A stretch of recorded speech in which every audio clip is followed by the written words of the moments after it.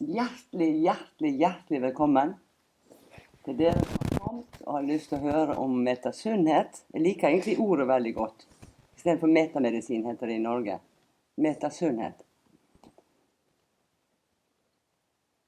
Vi skal, så godt som vi kan, prøve å dele prinsippene innen denne forskningen.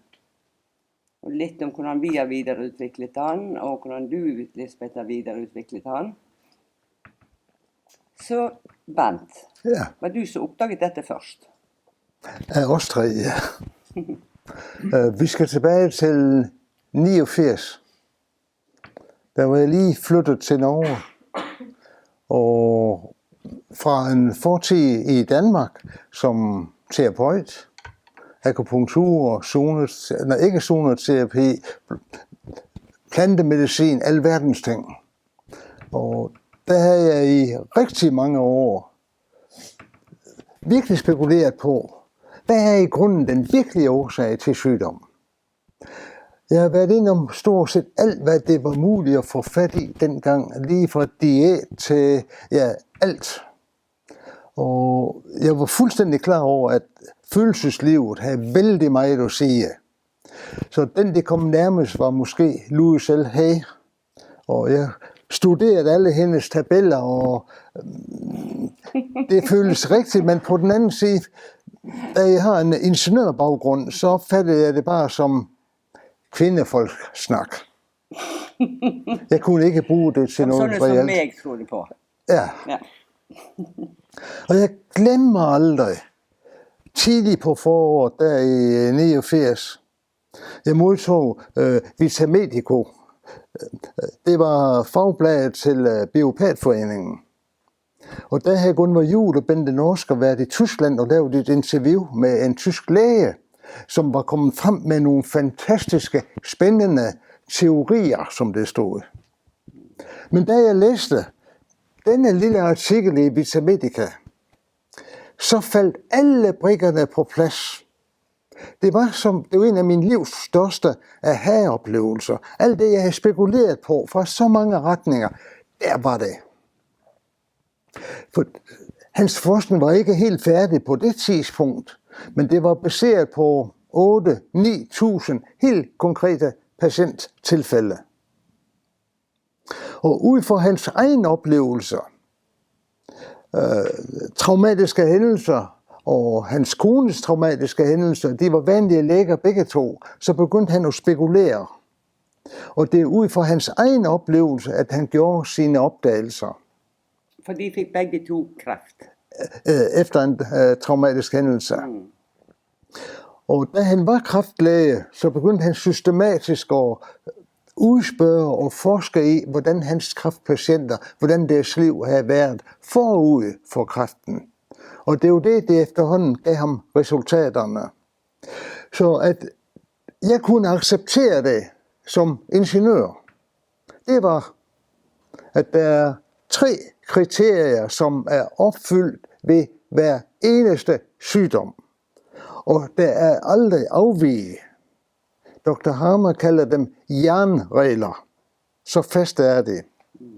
Den ene, eller disse 3 kriterier, der hænger sammen, det er en bestemt livshændelse, hvordan vedkommende har oplevet det. Et sted i hjernen, vi kan se på røntgenbilledet, hvor der er forandring, og hvor i kroppen væv eller organ reagerer. De 3 ting, hver eneste tilfælde, der er undersøgt og dokumenteret, og her taler jeg om næsten op mod 10.000 på daværende tidspunkt, det er en nøjagtig overensstemmelse. Og det er det, jeg skulle bruge for at sige, nu arbejder jeg med fakta. Det er det sker, som han har fundet ud af. Om et menneske oplever en vældig stærk følelsesmæssig hændelse i sit liv, og at det kommer nærmest som et chok, totalt uventet, så sker der i samme sekund en ændring et helt bestemt sted oppe i hjernen. Det kan være store hjernen, det kan være lille hjernen, det kan være hjernestamme osv. For det han har kortlagt, det er, at hver eneste følelse, vi har et helt konkret sted i hjernen, hvor det har sit udspring. Og det udspring, hvis det sker ændringer i det, så kan vi på røntgenbilledet se, at næsten som en skydeskive. Det ser ud som om, at neuronbanerne, som går ud fra centrum, hvor følelser der er, på en måde bliver.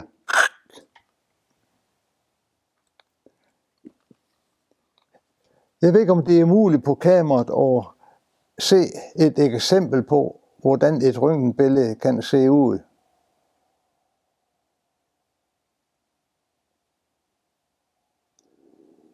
Jeg tror, det her er fra Dr. Harmers egen hjerne.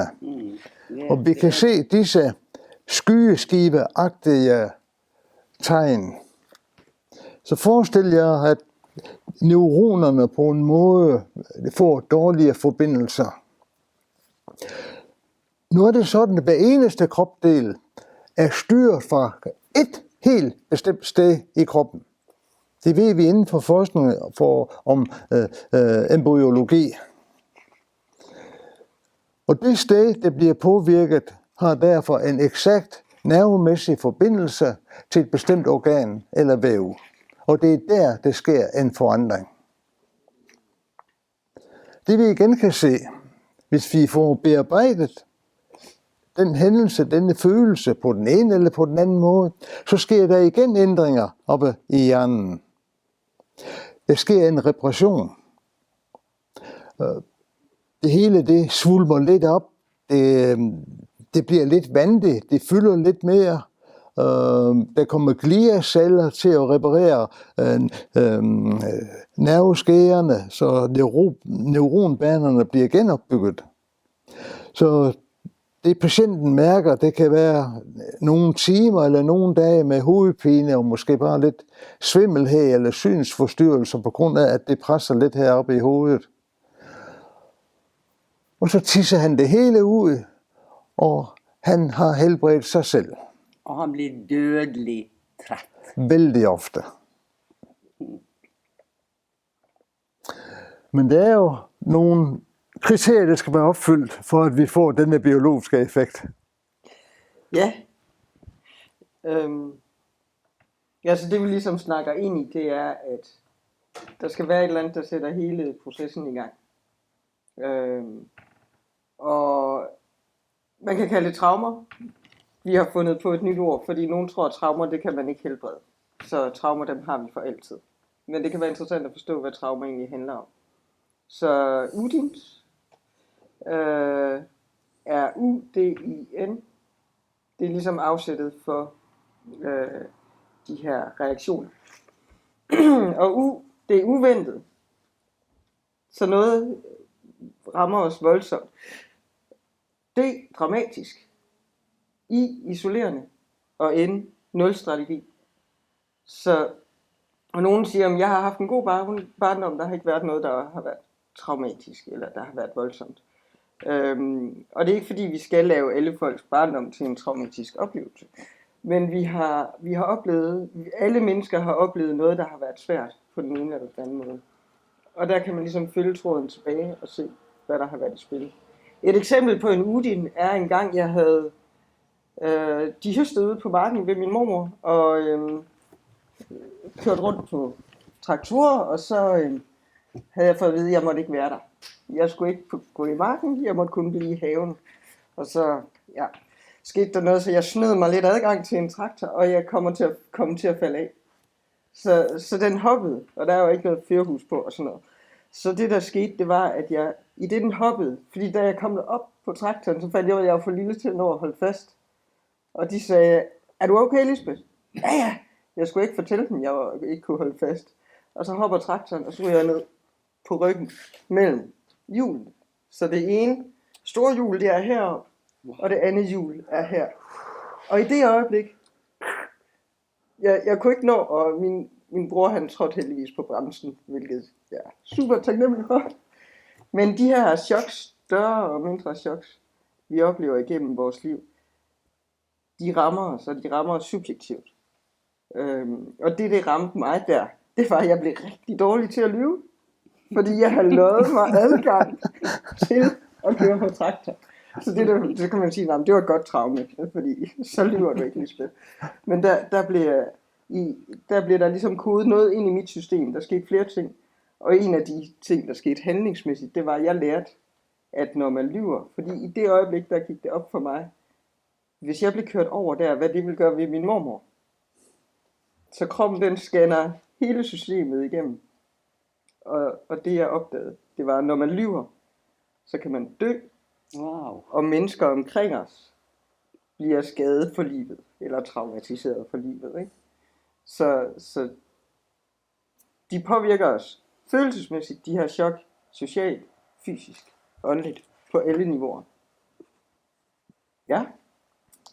Det gode ved det er, at man kan lære noget af dem, og man kan gøre noget ved dem. Tada! Og det er måske også fint at sådan have en fornemmelse af, at metasundhed er jo, vi bruger den her model til at finde ud af, hvad der er i spil. Og så det vi kigger efter, det er, når symptomer opstår, eller når de forandrer sig, eller når de forsvinder. Så bevægelsen i symptomer, det er det, vi kigger efter. Og der har vi sådan en model, hvor vi får et problem, vi går ind i en stressfase, hvor kroppen, bevidst eller ubevidst, så arbejder man på at løse problemet. Og så løser man det i et eller andet omfang. Og så går man ned i regenerationsfasen og reparerer, og så kommer vi ud på den anden side stærkere. Og når vi har fundet ud af, så kan vi bruge den her model til at komme tilbage til at finde ud af, hvad er det følelsesmæssige i mig, der er ramt. Og så bruger man forskellige healings, energiforløsende teknikker, kan man bruge til at transformere det. Og det man også kan, det er at få indsigt i, hvad er det, jeg skal lære det her. Okay? Så Vigtigt. ja, fordi den her kugle, sådan sammentrækning, der er i chokket, er en mulighed for transformation. Og jeg kan godt lide sådan noget med geometri. Jeg har en ting med geometri, og det der er interessant, det er dem, der har studeret den hellige geometri, hvad en kugle den indebærer. Og det er jo faktisk i virkeligheden kugler, de her skydeskiver, man ser i hjernen. Og man kan se det i blomster og planter også. Som et potentiale for transformation er det her også. Så det er godt at opdage, at vi kan lære noget af det. Vi bliver stærkere. Allerede Dr. Harmer har jo allerede tilbage vist, hvordan mønstrene på visne blade så ud, og fandt det samme mønster i hjernen. Ja. Og det vi bare hele tiden skal huske på, hjernen den er tredimensionel, og bladene det var mere todimensionelt. Men det er det samme. Ja. Så det gælder jo alt i naturen, også for dyr. Og så det, der også sker med dyr, der bor i vores hjem.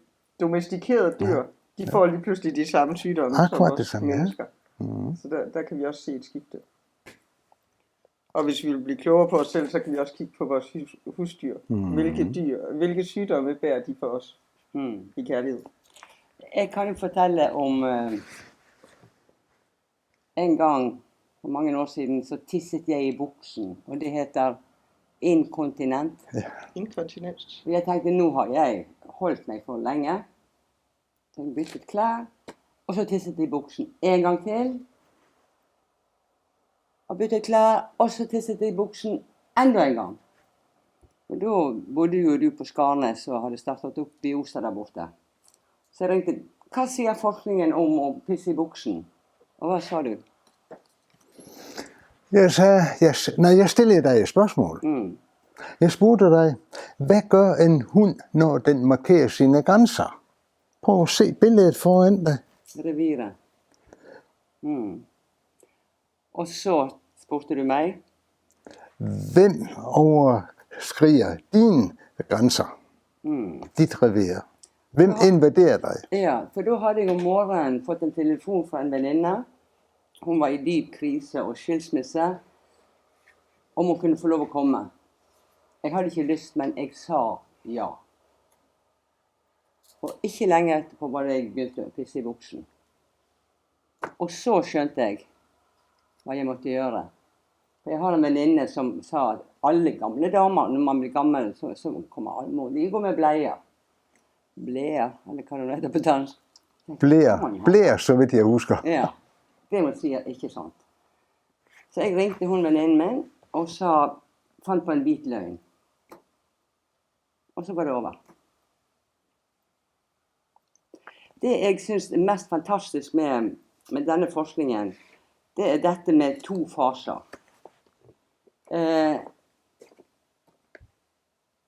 Jeg har en brystkrefthistorie med høyre bryst, som jeg til slutt valgte å gå naturlig vei med. Og jeg visste hva som var årsaken. Jeg visste det var skilsmissen som var så kolossalt. Og jeg måtte flytte fra ungene og alle vennene og alle dyrene. Vi hadde laget en liten økogren, som det heter på norsk. Så våknet jeg en dag, og jeg brukte masse forskjellig terapi, og jeg jobbet på egen hånd på innsiden, og spanderte alle de pengene jeg trengte for å bli glad igjen. Og få snudd raseriet og sjalusien og savnet, og det følte jeg det ble bedre og bedre. Og så plutselig så ble jeg dødlignende trett og fikk appetitten tilbake, men så våknet jeg en dag. Det var akkurat som krisen hadde skjedd i går. Jeg var like. Da endte jeg på sykehus. Men heldigvis var det en lege som hadde lest epikrisen min, og så sa han, vet du hva, nå har du opplevd så mye. Nå putter jeg deg i seng og legger dynen rundt deg, og så dette vil ordne seg. Og der forsvant smerten. Jeg har møtt noen engler på sykehuset. Når jeg kom hjem, så lå denne boken i postkassen. Og jeg begynte å lese om sjokk, sånn, om kalde hender og føtter.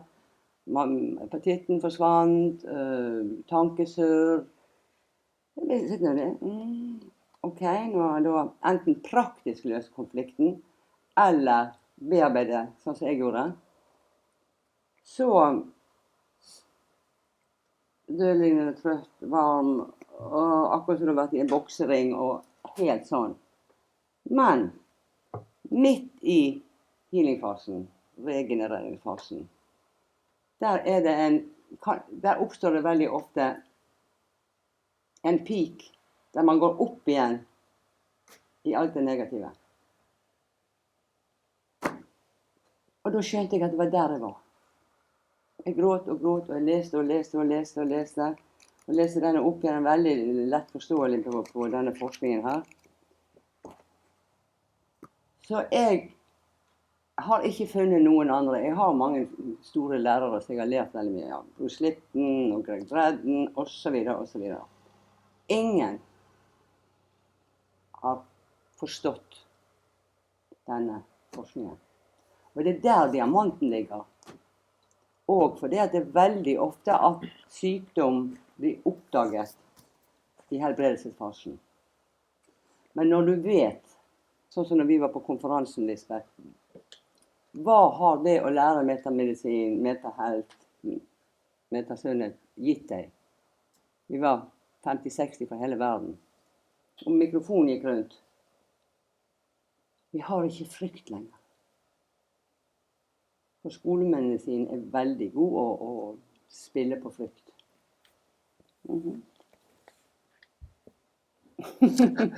Ja, det med de 2 faser, det er veldig vigtigt at gå ind og se, er man i den ene fase eller i den anden. Fordi i det vi kalder konfliktfasen, det er faktisk veldig normalt for de fleste mennesker at være i konfliktfasen. Og det er der, at vi taler om 2 slags nervesystemer. Det er parasympatiske og det sympatiske. Og det gælder dyr og mennesker. Når vi vågner om morgenen, så skal vi efterhånden gøre os parat til at gå ud i verden. Og gøre forskellige ting, skaffe mad og ordne livet. Og det må vi have kræfter og overskud og overvågenhed. Og derfor sker der noget med vores puls, det sker noget med blodkredsløbet, og det sker lidt med vores hormonbalance, så vi bliver sat i stand til at gå ud og møde udfordringer. Og det kræves lidt af os. Så det er en helt naturlig tilstand at være i. Og når det så bliver aften, og dagens stund er over, og vi nærmer os sengetid, så kommer der en naturlig træthed, og så skifter det hele til det parasympatiske. Alt falder til ro. Hormonerne ændrer sig, åndedrættet ændrer sig, hjerteslagene ændrer sig, og vi går dybt ned i det parasympatiske. Så det er en naturlig tilstand. Men kommer vi ud for en UDIN-hændelse, så er det nogle ting, blandt andet det, at den hændelse ofte indeholder nogle følelser, nogle oplevelser. Det er så intime, at vi ikke snakker med nogen om det. Og den er så vigtig. For vi har jo taget imod mange mennesker og undervist veldig mange. Det kan være skamfølelser, altså. Det er noget, man ikke engang deler sin nærmeste ven. Og ikke orker tænke på, har vi jo mødt mange. Så kan du skyve det væk. Skamfølelser, man kan være flov, det kan være mange andre ting. Så er man følelsesmæssigt isoleret. Og det vil sige, så den naturlige, sympatiske nervetilstand, den fastholder vi. Vi bliver ved med at være stresset. Vi tænker på konflikten. Ofte er det sidste, vi tænker på, inden vi går i seng, og det første, vi tænker på, når vi vågner. Vi kan ikke finde en løsning på det. Vi brænder ind med disse intime følelser. Det er både bevidst og ubevidst, næsten som en lille bombe, der gnager dag og nat.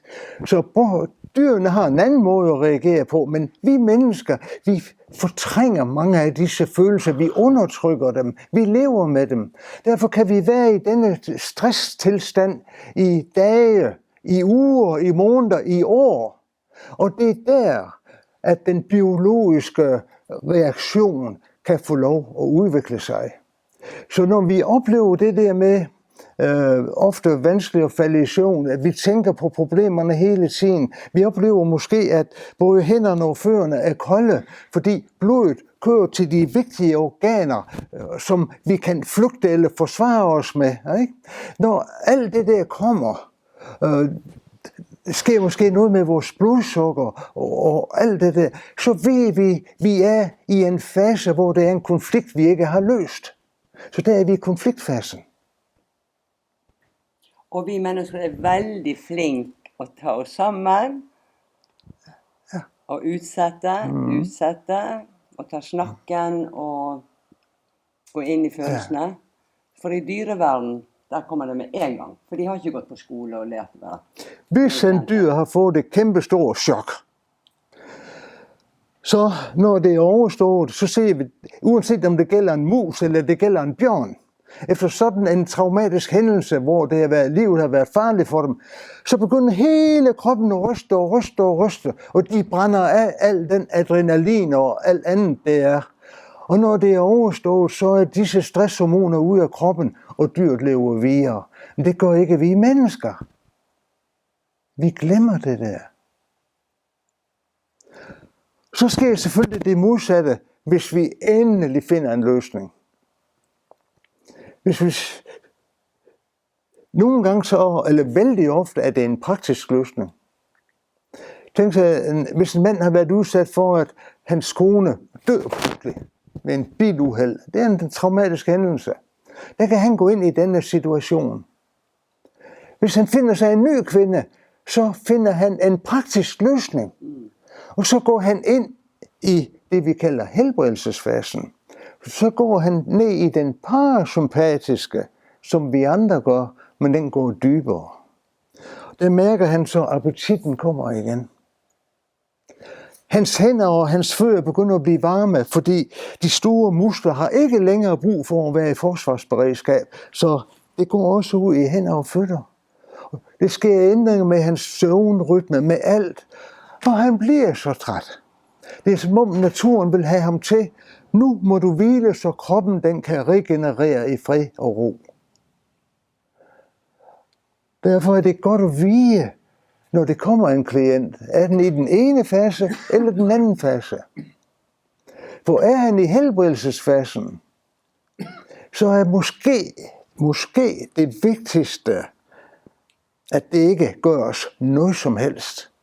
Ingen indgreb, ingen mediciner, ingenting. Fordi kroppen er i færd med at reparere sig selv. Så der skal vi bare give sjælero. Disse symptomer er i virkeligheden fantastiske. Wow! Frem for, nu må du have medicin, og nu må vi skære bort ditten og datten. Så når vi ved, om det er det ene eller det andet, kan vi altid hjælpe vores klient til det er mest optimalt. Det er den største gaven jeg har gitt meg selv å lære denne forskningen. Og spesielt den siste tiden, etter jeg bestemte meg for å lage den kanalen. Dødelignende trett. Og akkurat klart å stå opp og så ta et intervju, og så... Og før tenkte jeg mangler energi, jeg må ha masse vitaminer, mineraler, bla bla bla bla bla. Nei. Så det å forstå den, og det, jeg husker vi har skremt mange av våre elever, for at smerte kommer som oftest i helbredelsesfasen. Veldig ofte, ja. Og jeg også, altså, hvis jeg fikk smerte, så skulle du vekk.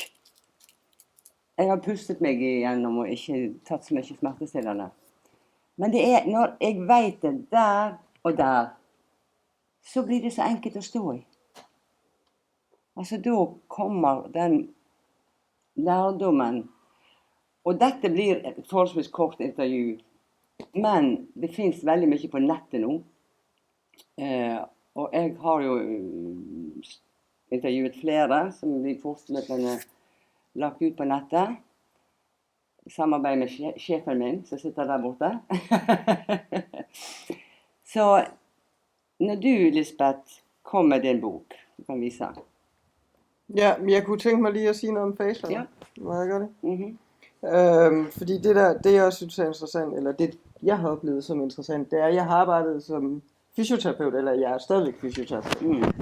Fri fysioterapeut i dag, og der var på et tidspunkt, inden jeg kendte til Meta, og inden jeg begyndte at tænke ud af boksen. Dengang jeg tænkte, alle alternative behandlere, dem skal vi passe lidt på, fordi de er nok lidt farlige, og de har bare siddet og mediteret sig til et eller andet, og tænkt, og så...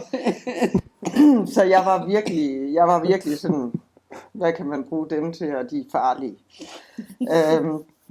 Men der skete noget i forhold til, når jeg havde mine patienter. Og tit så havde de en eller anden skade et sted, hvor jeg sagde, det her, du skal være klar over, det her det er et svagt punkt. Du skal passe på det, og det her i ryggen, du har, det bliver du nødt til at passe på. Du bliver nødt til at være opmærksom på at træne det, og da. Og på et tidspunkt, så begyndte jeg at høre mig selv. Og så dengang jeg var fysioterapeut kun, der havde jeg faktisk også lært om det der med, at man kan være mere i stressenergi, og man kan være mere afslappet. Så den her stressfase og regenerationsfase. Og så gik det op for mig på et tidspunkt. Hvis jeg siger til et andet menneske, fordi jeg har jo sådan en autorisation, jeg har et stempel, jeg kan sige, jeg kan noget, og staten har stillet sig bag mig. Faren i det er, at de tror jo på mig. Så hvis jeg siger, det her sted i dig, det er et farligt sted, du skal passe på, det er et skrøbeligt sted. Hvordan går de så ud i verden og navigerer? Kan jeg sige noget andet? Så der var jeg ren fysioterapeut. Kan jeg sige noget andet, så folk forstår, at ja, der er noget bøvl her. Men det meste af dig fungerer. Og det her, det kan vi godt trimme. Så allerede der, så begyndte jeg sådan at tænke, der er noget galt i min kommunikation som fysioterapeut. Kan jeg gøre det smartere? Og så blev jeg vældig syg på et tidspunkt og lærte om Meta. Og så har jeg dykket sådan ekstra meget ned i bevægeapparatet. Så knogler, muskler og led. Og det der kan være interessant, det er, de følelser der sidder i mit knæ, handler om knæets funktion. Det der sidder i min tyktarm, handler om tyktarmens funktion. Så der er en biologik i det. Så det kunne jeg også ret godt lide. Fordi jeg godt kan lide logik og den naturvidenskabelige metoder og alt det andet her, vi også inkluderer. Så der er en biologik i tingene. Og så var der rigtig mange, der sagde i forhold til bevægeapparatet, jamen, der er jo gået noget galt. Jeg sprang engang en korsbånd. Så hvis vi går ind i stressfasen, vi får et problem. Og så nede i genopbygningsfasen, det der man har smerterne. Så du siger, det er godt. Og så siger jeg, du er i hvert fald ved at bygge noget op, tænker jeg.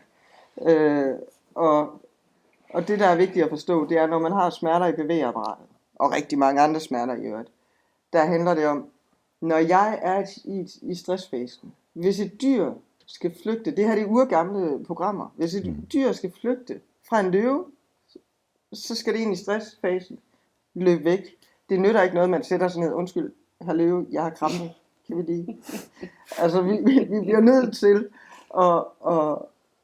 at få smerterne reduceret. Det er også noget af det, adrenalin kan. Stresshormonerne kan. Og så når vi på den anden side, vi kommer hjem i sikkerhed i landsbyen, så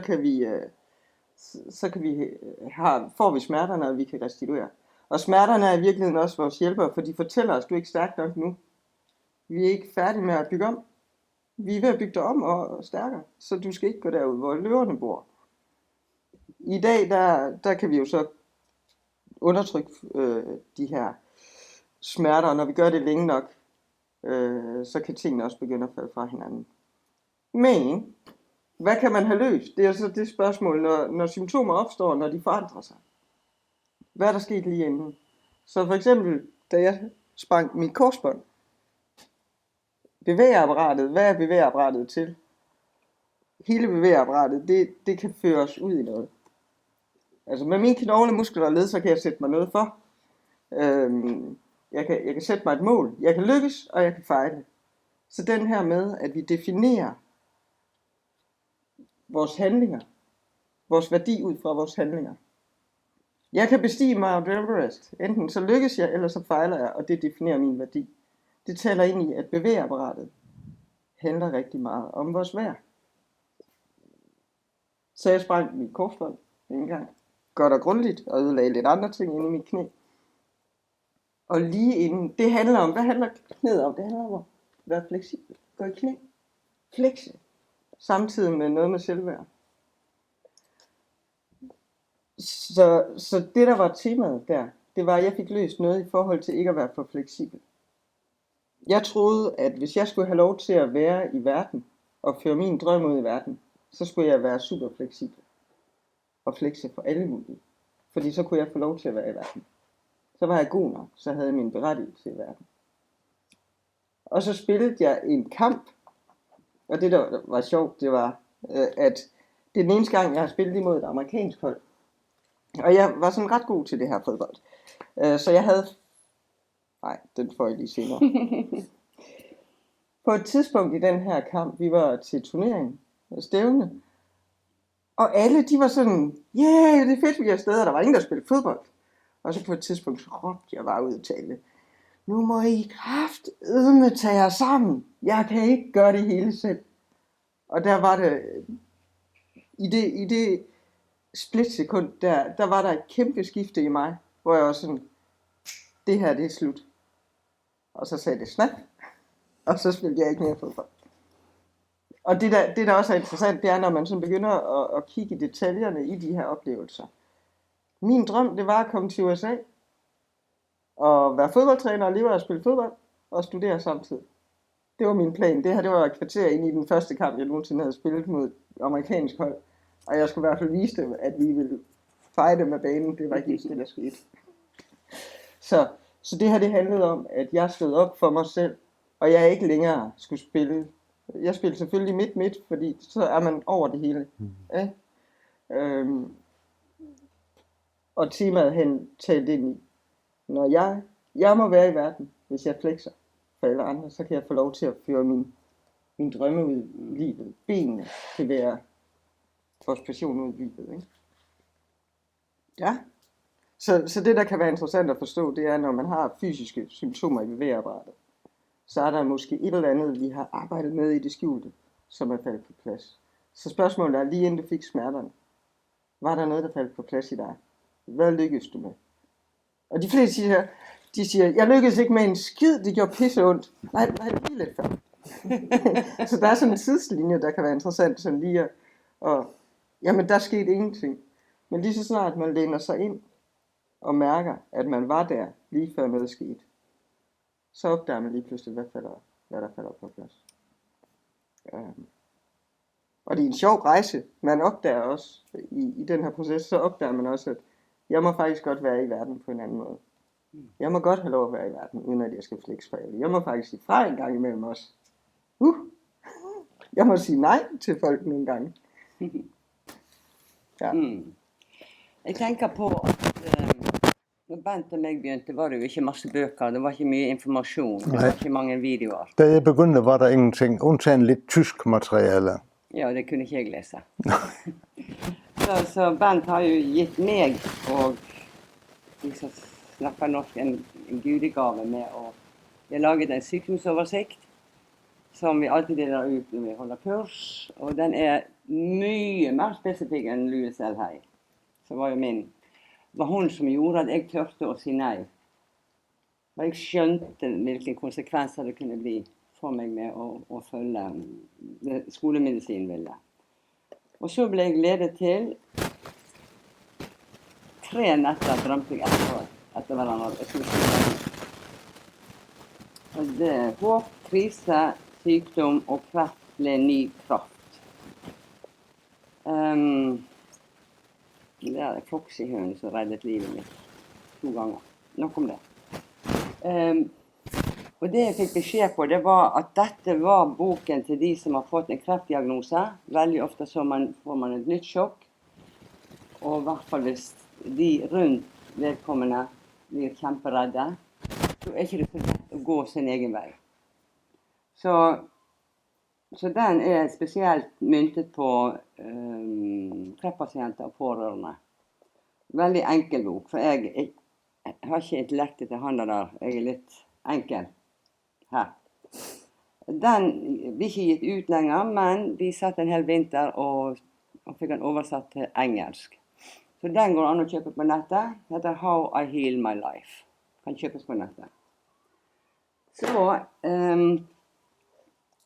på grunn av Lars Mygind, som kanskje flere av dere har hørt om, så kom vi også til Danmark og møtte mange oppegående, og de ville lære og lære. Det var jo så deilig. Og for ikke å snakke når vi kom til Estland. Estland er et fattig land, eller var i hvert fall et fattig land.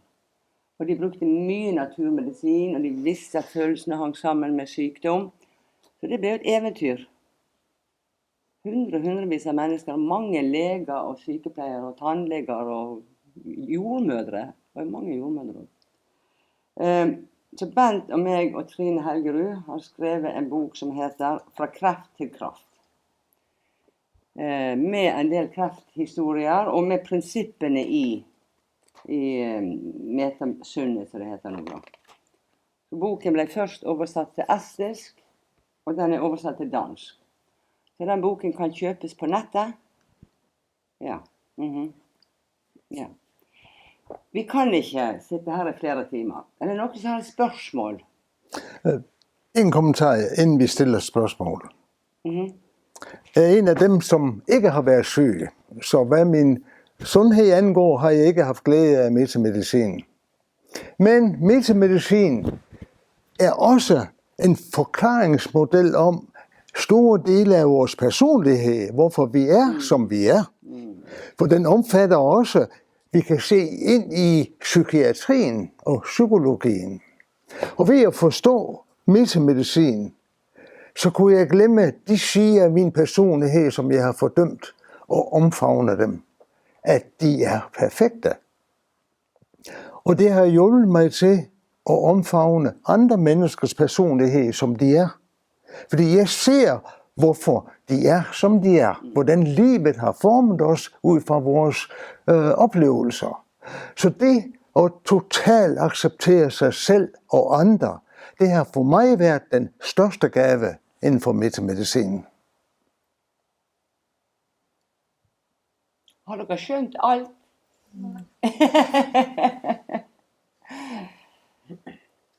Skal vi se, hva mer skal vi finne på å dele med disse fine folkene? Jeg ved ikke, om man... Du er lærer. Fortell. Jeg tænker på, at du har haft nogle specielle oplevelser. Blandt andet med din søn. Med hans hofte. For eksempel, ja. Ja.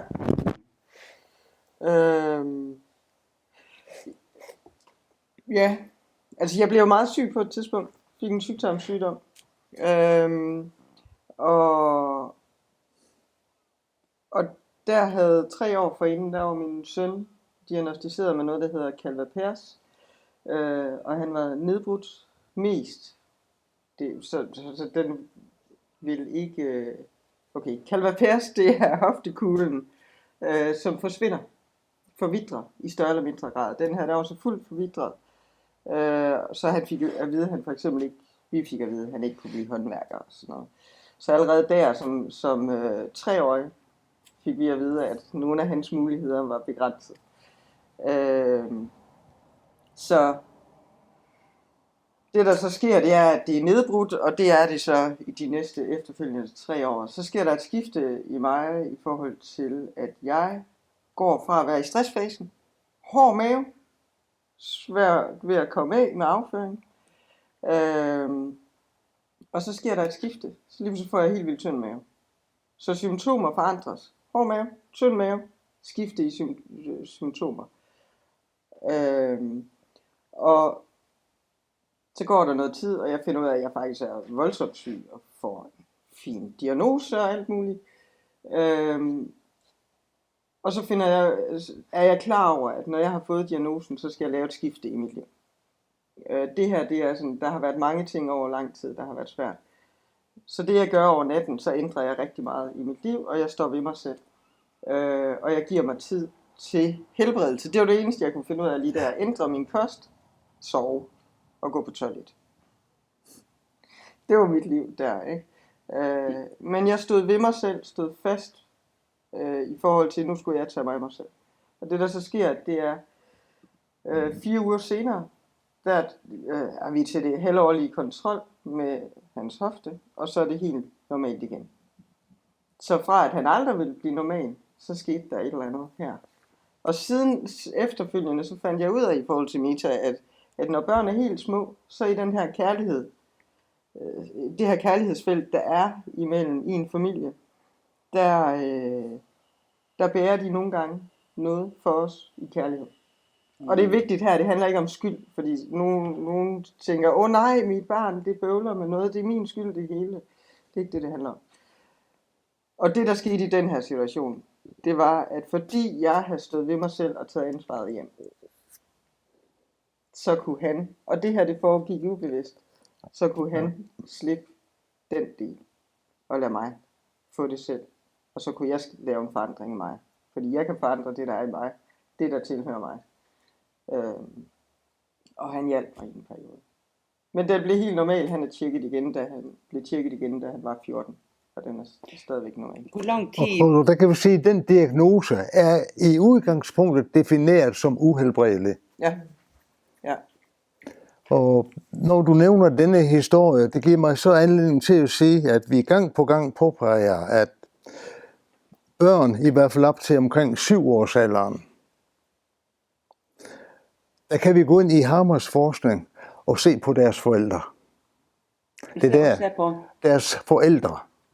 Det er der, vi finder alle deres omsorgspersoner, hvad det ligger bagved. Det er der, vi finder løsningen på de fleste, og der kan vi bruge Hammers forskning direkte. Over for forældrene, eller hvem det nu er omsorgspersonen.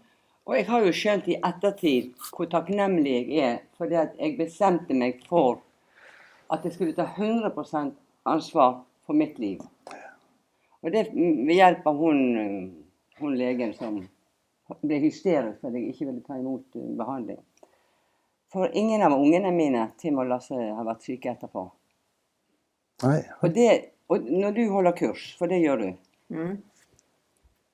så har du blitt inspireret af min historie fra Haukeland Ja, altså det vi sykehus. gør, det er, at vi har faktisk en kontrakt, hvor vi skriver under på, jeg tager fuldt og helt, jeg indgår i et kontraktligt forhold med mig selv, så vi har lavet en kontrakt. Mig selv og jeg. Vi indgår i en kontrakt. Så man dedikerer sig til at tage ansvar for det, der sker. Betyder det, at man skal leve sådan i kronisk sind, eller leve kun af sådan nogle spirer, bønnespirer? Nej, vi lever livet så godt som vi kan, og vi dedikerer os til at tage ansvar og gøre det bedste vi kan, når vi gør det vi gør. Og der er også noget skævt i det her med udviklingen af medicin. Og jeg har det sådan, den konventionelle medicin kan også noget. Jeg tænker, vi skal spille sammen. Men den her del med, at vi har sluppet ansvaret, og der har jo så været et kæmpe skifte over lang tid. Folk stiller flere og flere kritiske spørgsmål. Men det er også en voldsom byrde, at vi sender ud på samfundet og forventer. Kære doktor, fix mig. Altså, der sker et skifte, når vi tager den hjem. Men ja, vi har det som en del af undervisningen. Og det, der også er sjovt, det er, hvis jeg siger, jeg tager fuldt og helt ansvar for mit eget liv, for alle aspekter i mit eget liv, for det sociale, for det fysiske, for mit følelsesliv og for den luft, jeg indånder. Så også miljøet omkring os er også den luft, vi indånder. Og slåsser man mod det, der er? Eller er man offer over for det, man er? Altså vi er i det, vi er i lige her, lige nu. Og hvad fylder mest i os? Kampen? Eller surfer vi igennem og finder vores balance i det, vi er i lige nu? Altså, vi er i en verden i oprør. Ja. Ikke? Og der er en forvirring, oprør og transformation. Ikke? Nej, vi skal ikke snakke hormoner. Nej. Det kan vi vente lidt med. Så siden det ligger... Ja, Nej, jeg vil spørge, om du har mere at tilføje fra dit liv. Jeg kunne sittet her og snakket i 100 timer, men dette skal jo bare være sådan appetittvekker. Fordi at du, Bent, har ikke lyst til at undervise længere i metamedicin. Og så er der en ny generation. Ja! Og jeg tenkte jeg hadde lyst, men nå etter den 10 års drømmen med å intervjue folk som gir håp. Jeg har tatt 17 intervjuer, det er 20 som står og venter som har sagt ja. Så jeg er jo i himmelen. Og i Norge er det jo Oddrun og Aud-Mari som nu tar opp igjen å være lærere. Så det giver mig håb, det er, at den nye generation har specialviden at tilføje, som er mere omfattende og præcist. Så tak for det. Og så har vi jo en vidunderlig lege i Aarhus som holder grunnkurs. Giver det ret, Bølle? Ja, Gitte Vesper. Gled deg hvis du skal gå på kurs og sånn. Og hun er specialist inden for børnepsykiatri. Så I ser, hvor omfattende det er. Og jeg husker, jeg var så nervøs, for jeg hørte at det skulle komme en lege på kurs i Aarhus, hadde Lars Myggen sagt. Og i tillegg, når folk skulle trene 2 og 2 og hjelpe hverandre til å finne årsaken, så ble jeg satt til å lede hun lege. I dag er vi beste venner, så jeg tror jeg har funnet min plass i forhold til å se meg som en liten i forhold til en som var lege. Da er jeg kjempefornøyd. Tusind tak til dere, som har været her. Jeg håber, I blev inspireret. Om ikke andet, så køb bogen Fra Kræft til Kraft. Ja, tak fordi I gør. Har du vist boken din? Har jeg vist bogen min? Ja. Det tror jeg ikke, jeg har. Ja. Når jeg læste den, for du har jo med ting som ikke vi har. Så var det Sten Møller fortalt om når alle kildeshælen hans. Så Akilleshælen. husker jeg åpnet, og så fik han læse, og så sa han, det var jo akkurat det som skjedde i livet mitt. Så en diamant, den boken også, altså. Ja, altså jeg kan godt lide, at der er faktisk noget biologik her. Altså biologien er logisk, så der er biologik i det her. Og den første del af bogen, det er en introduktion, og så resten, så har jeg lavet sådan, man kan slå op og blive klogere på, hvilke følelser vi bærer. Hvor? I brystkassen. Der beskytter vi det, vi har på hjertet. Eller er vi bange for, at vi ikke kan beskytte det, vi har på hjertet?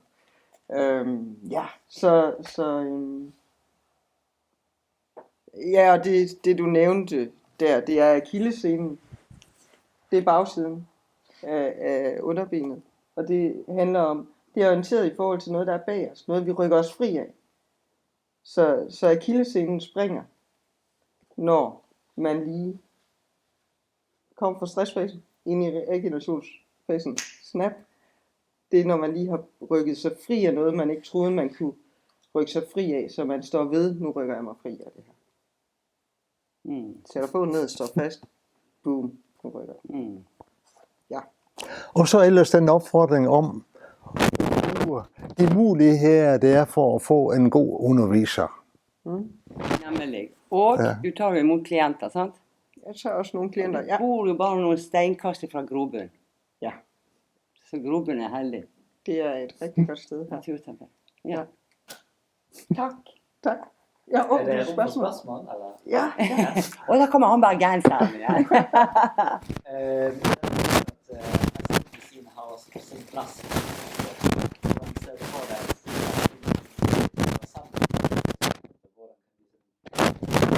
Altså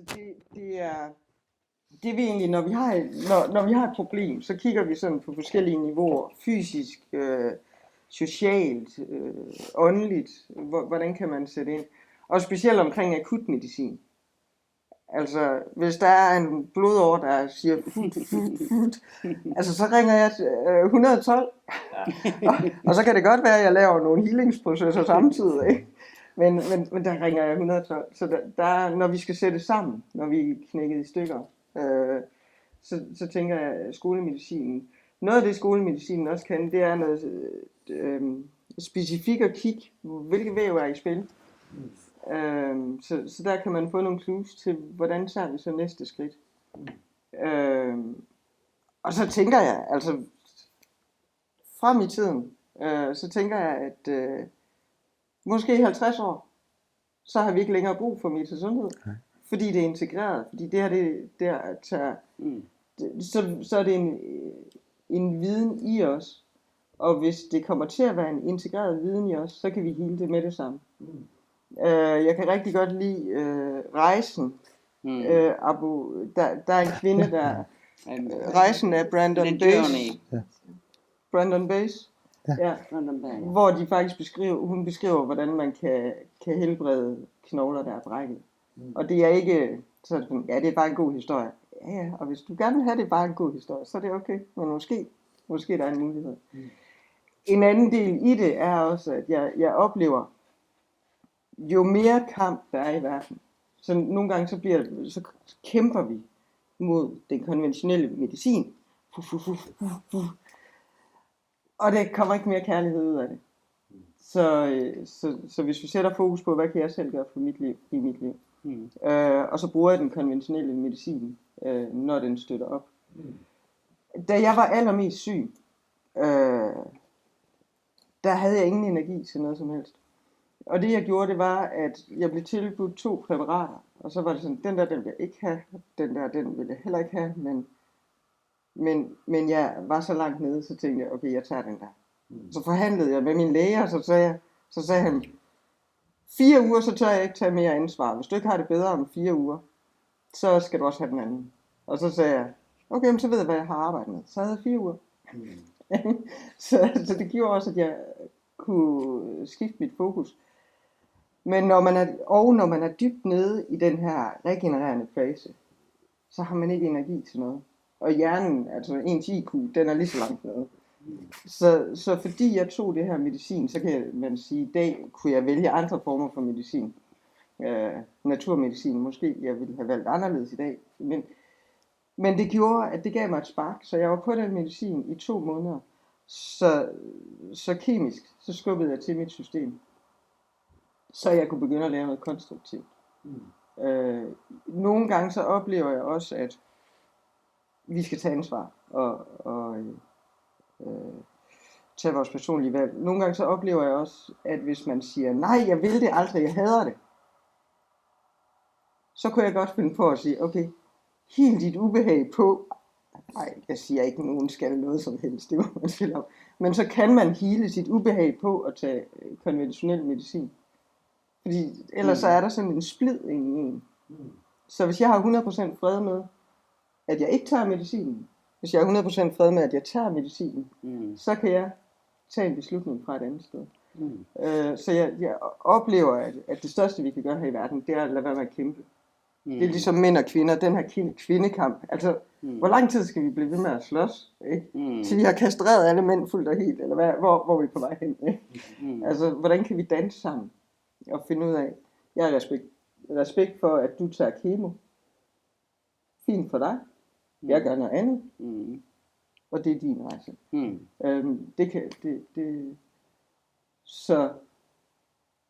Så vi kan spille sammen. Og så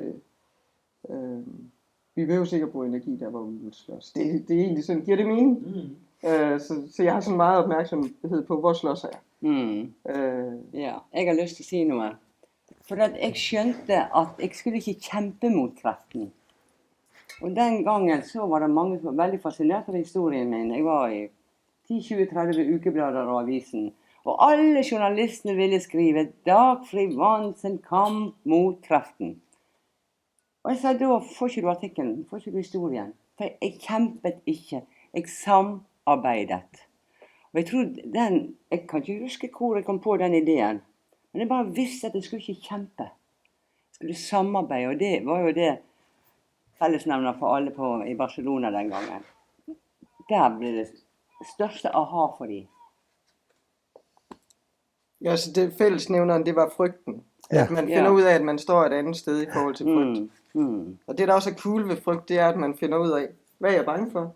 Og tit så fortæller den også noget om, hvad vil jeg rigtig gerne. Mm. Så den kan godt være vores spiller. Kan jeg spørge om en ting? Ja. Når du siger, at du samarbejder med kreften, kan du uddybe det? Nå må jeg tenke på, for da hadde jo jeg lest Louis L. Hay. Og der gikk det jo på veldig mye på egenkjærlighet og få transformert det som er vanskelig. Og så kom Brandenberg-reisen akkurat den uken jeg fikk diagnosen min. Og det var liksom samme budskapet. Og så var jeg ikke redd.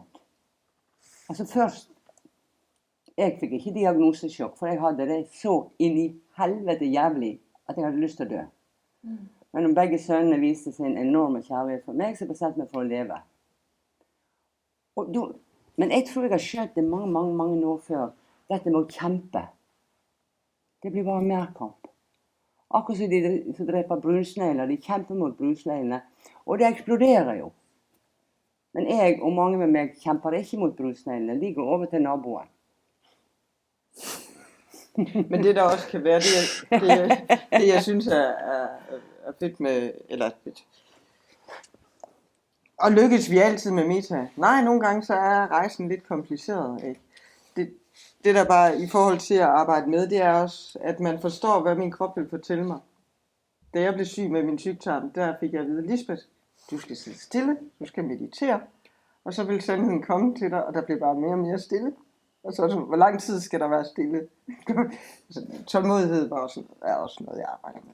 Men det her med, og det der meta kan hjælpe til at finde ud af, hvad er det budskabet er her. Så det er også en måde, for det første ikke at bokse mod sine symptomer og lade dem arbejde igennem. Og så hvad er det, jeg måske skal lære at opdage her? Tyktarmen flinkeskolen. Jeg har fundet ud af, at det nærmest er en folkesygdom. Og have problemer med tyktarmen. Ikke? Vi smiler os igennem livet. Betaler vores regninger. Går på arbejde. Ja. Så hvad er budskabet i det væv? Det er også en måde at arbejde med. Giver det mening? Så det er så spennende, og kroppen er så intelligent, og sykdom er en gave, mener jeg. Jeg står for det selv. Men jeg brukte jo en del år på å virkelig, hva er det nå som foregår i kroppen? Hvor spennende. I stedet for, Så lykke til, du som ser på. I dag faktisk intervjuet med Marianne Brødsgaard sin alternative krefthistorie. Eller var det i går opp på luften.